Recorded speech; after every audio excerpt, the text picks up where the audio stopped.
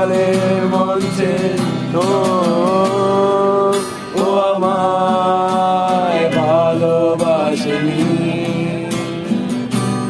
অসীম ভালোবাসা ও বোঝেনি। ও আমায় ভালোবাসেনি, অতলে ভালোবাসা তুমি আর তো কারণ শুধু আমার।